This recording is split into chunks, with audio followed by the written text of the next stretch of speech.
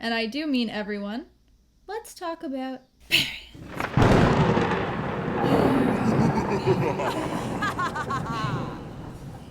So this is normally the part where some teachers say, this one's for the ladies. But I say nay. Gentlemen, you need to learn some of this vocabulary too. If you have a woman in your life or someone that menstruates that asks you to go buy products for them, you need to know what to look for. So keep watching. Now let's talk about the embarrassment of this, right? This topic often causes embarrassment, and for many, it's considered taboo, right? So taboo meaning something you don't talk about, or at least you don't talk about in polite company, right? With friends that you don't know very, very well. But I think this is starting to change, with new products being invented all the time to help us more effectively manage our flow, like menstrual cups and Thinks underwear, like period underwear. Talking about periods is no longer saved for whispering conversations. Or for some unfortunate women in my mother and grandmother's generations, not at all. Seriously, I've met several women who were not told about periods. So when they got their first period, they thought they were dying. This is true. So I find this unacceptable. I think we need to be more open and honest about this because it's natural and it happens and we have to deal with it. So in any case, even if you're not ready to shout it from the rooftops, I'm on my period, you may still need to know the names of products to buy or have the vocabulary related to menstruation, as in the technical term, right, menstruation, to talk about these issues with your doctor or loved ones. And I know this is a topic that many people are curious about because it's actually my number one question that I've answered on Quora. So if you don't know Quora, it's a website where people ask questions and you answer them. And the question was asked on Quora, what are the different ways of saying I'm on my period? And let me tell you, some of the answers were just frustrating. One person in particular answered this question saying, you can't say that you're on your period because it sounds uneducated and ignorant. No, it does not. This is actually the most common phrasing I will use with my friends and family, and they will use with me. Ugh, I think I'm on my period. Or I think I'm getting my period. Or I have my period. Right? These are all different ways we can phrase this. But if you're looking for some other ways to say it, the most formal way to say it, what you might hear it more so in a doctor's office, not person to person, is I am menstruating. I'm menstruating. That's the most formal way to say it. We don't often say it with our friends and family, but a doctor might ask you, are you currently menstruating? Meaning, do you have your period now? Are you currently menstruating? Or they may ask you, when was your last menstruation? So what's the date of the last time you had your period? And you might have to, if you have an app or a calendar, or you just remember, you would tell them the date of your last period.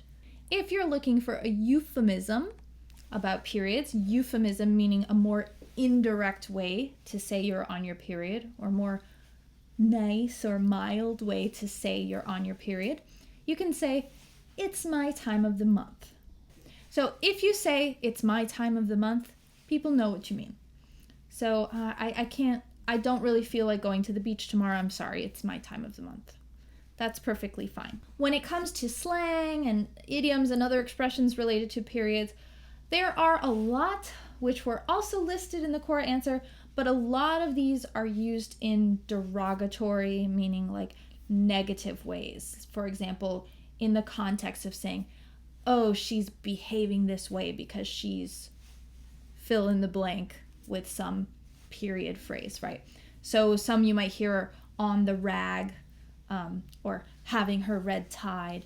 So these are, again, used in negative contexts a lot of times, or maybe sometimes used as a joke, but more often than not, it's someone saying it about someone else. A woman is not going to be saying that about herself unless she's kind of making a joke of it. Like, I'm on the rag. Like, it's just not something we say when we're being serious. So I would avoid these expressions, but it's important to know because you might hear them. So let's get into some of the vocabulary you need to know about the products that you might want to use for your period. So, disclaimer here, I am not a doctor or a health professional, so I'm not advocating for any particular product or method or way of dealing with your period. I'm just sharing this vocabulary for educational purposes. To manage your period, there are a large array, meaning many options of products you can buy. So oftentimes you will find it in an aisle in the grocery store or drugstore called feminine care or maybe feminine hygiene products. So if you see this word feminine when you're looking down the aisles, that's where you want to find your stuff for dealing with your period. So when we talk about feminine hygiene products, all of the products you use to deal with periods, there are different options. One of the biggest options you'll have to look for when you're looking at a package is what flow it's meant for. So flow means how much blood and other things are coming out. So if you have a heavy flow, that means your period produces more blood than what is average, which who knows what that is, but in any case, it's a lot, right? Versus light flow, by contrast, means less than average or not as much blood and other things coming out. So whether it's tampons or pads or whatever product you use, there might be a label for whether it's meant for light flow, average flow, heavy flow, etc. Some brands have different names for these things. So for heavy flow, they might call it super or ultra. So the names will change depending on which brand you prefer. So you can always check the website, or oftentimes on the packaging itself, it might have a little chart. Another option you have to look for on the package would be whether it's scented or unscented. So if a product is scented, that means it has a scent, it has a smell. So if you want something with an added smell, oftentimes it's some kind of flower scent or something fresh smelling, you can get a scented product. If you don't want an added smell, you get unscented. So I personally don't like scented products, and I have accidentally bought scented products because I didn't read carefully. I just grabbed something, and then I got home and was disappointed that I bought the wrong thing. So onto the types of items. So pads are the ones that you stick onto your underwear, and they come in different sizes, thickness, lengths that relate to flow, but also, for example, overnight pads meant for when you're sleeping are generally going to be the longest and the thickest. So overnight pads, they might also come with or without wings. So those little flaps, the little pieces that are extra on the side that will wrap under the underwear, those are wings. Also, some people use reusable pads. There's a lot of tutorials for making them yourself that are made more out of cloth or something that you can wash and use again and again. So some people prefer reusable pads versus the disposable pads, meaning you throw them out. You use them one time and throw them away. Speaking of disposable, we have tampons. So this one, for example, is labeled super, so it's for a heavy flow. It has its own color, it has lots of flowers. But anyway, so tampons come in various sizes, scented or unscented. And this part is important. They come with or without applicators. So I'm going to open this one up for you. And here, this plastic piece is called the applicator. So it helps you insert it. So some come just this without the applicator. Usually they're much smaller and they're kind of tightly packed and they will expand. But yeah, so tampons with an applicator if you prefer, and if not, get it without the applicator if you don't like to use so much plastic. You can also choose, sometimes there are organic pads and tampons available, so they're used with only like natural products that don't have any chemicals or pesticides used on the cotton, so organic cotton. They might be harder to find, but a lot of times they're in health food stores, stores like Whole Foods. So the next option is a menstrual cup. So this one, a while back, like when I started using them, they were very rarely heard of. And even now, they're not really as popular as, say, pads or tampons, but they're becoming more talked about and they're more widely available. So what a menstrual cup is usually it's made out of silicone, and like a tampon, it's inserted into the vagina. But unlike a tampon, so a tampon absorbs, right? It holds the blood in the cotton or whatever this material is, right? Unlike a tampon, the cup actually, the blood collects in the cup and you have to take it out and dump it and wash it. There are now like disposable menstrual cups as well. I don't really know much about those, and I'm not a fan of the disposable stuff. I like the fact that you can use a menstrual cup over and over again. There's something called liners. So you might see them called panty liners or thin liners for the generic brand, but they're usually really thin. So pads are much thicker and usually bigger.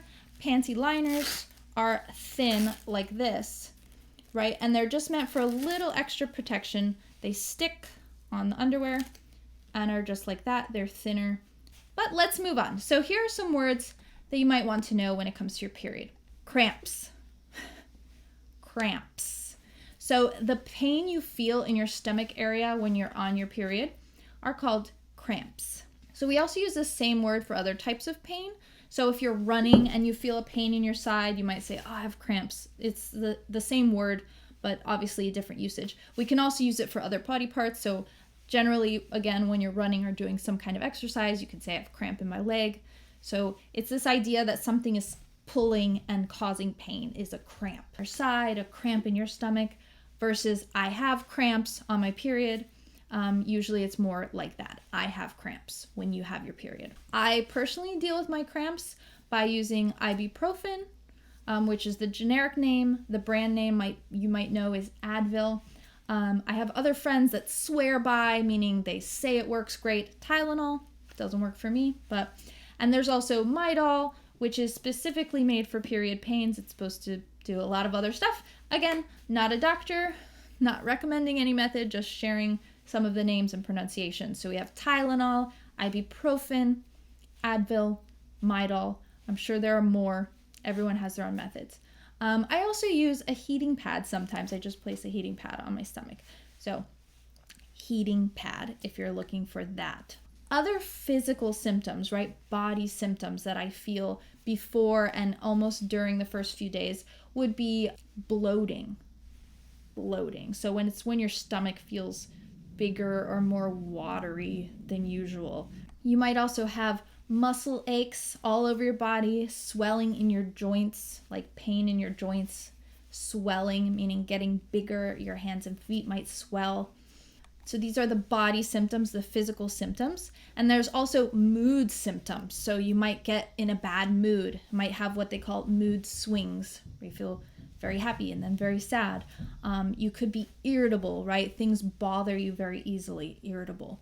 So these symptoms usually happen before your period, and it's what's called PMS, premenstrual syndrome.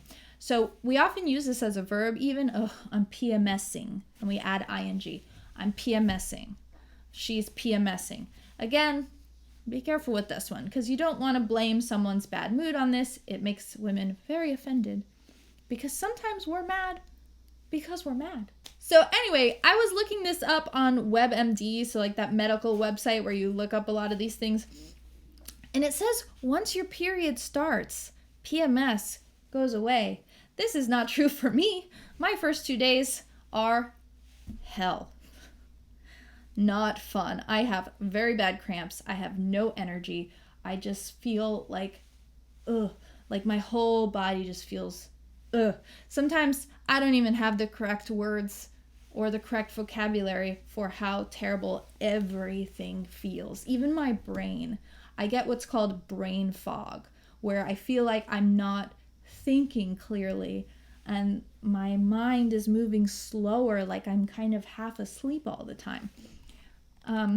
So again, premenstrual syndrome, meaning before your menstrual time, is not exactly accurate to me, but that's what it's called, premenstrual syndrome, PMS. If you made it to the end, congratulations. You're not squeamish about periods. I hope you found this immensely helpful. Hope I didn't gross you out too much.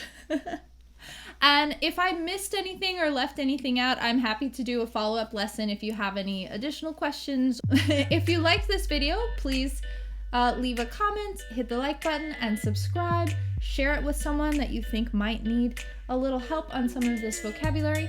You can also follow me on Instagram, goals.english, or visit my website, goalsenglish.com. That's all for this lesson, and I'm very happy that I'm not on my period right now.